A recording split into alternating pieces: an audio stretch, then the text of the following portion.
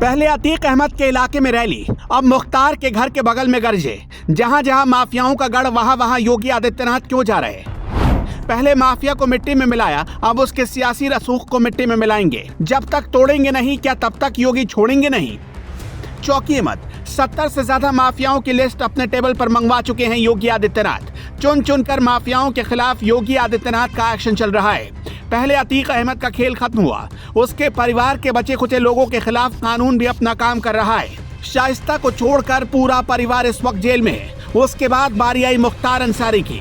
मुख्तार अंसारी के इलाके गाजीपुर और मऊ में कभी उसके सामने किसी की खड़े होने की हिम्मत नहीं होती थी। अगर मुख्तार का काफिला सड़क से गुजरता तो लोग उस सड़क को छोड़ देते थे। लेकिन अब योगी आदित्यनाथ मुख्तार अंसारी को भी उसके कुकर्मों की सजा दे रहे हैं।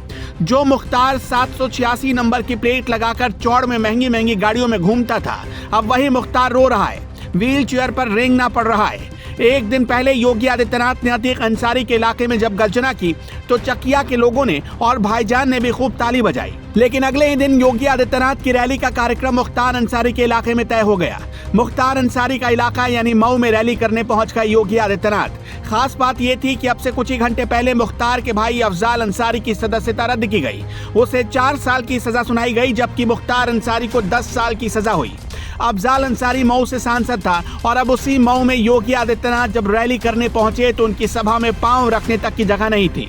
मऊ में कुल 10 नगर पंचायत हैं। अब की बार पार्टी का लक्ष्य है कि नगर पालिका सहित सभी 10 नगर पंचायतों में बीजेपी का ही वर्चस्व हो और भगवा झंडा ही लहराए, क्योंकि बीजेपी इस निकाय चुनाव को अगले लोकसभा चुनाव के सेमीफाइनल के तौर पर मानकर चल रही है।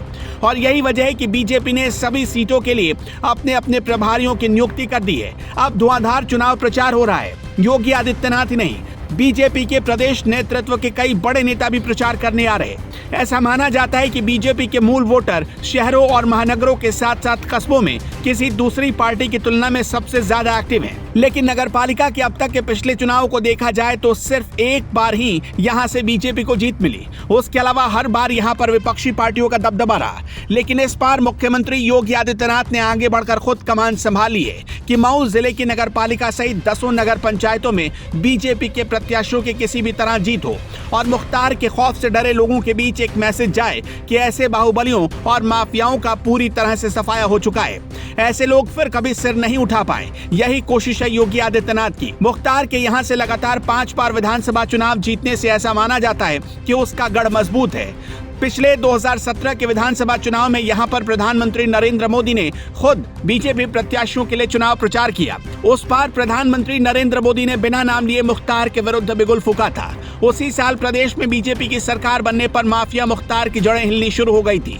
लेकिन पिछली बार हुए चुनाव में मोदी लहर और योगी लहर के बावजूद सदर विधानसभा सीट से मुख्तार के बेटे अब्बास अंसारी की जीत हो गई। इससे शहर के वोटर्स पर मुख्तार की गहरी पकड़ के नतीजे के रूप में देखा गया।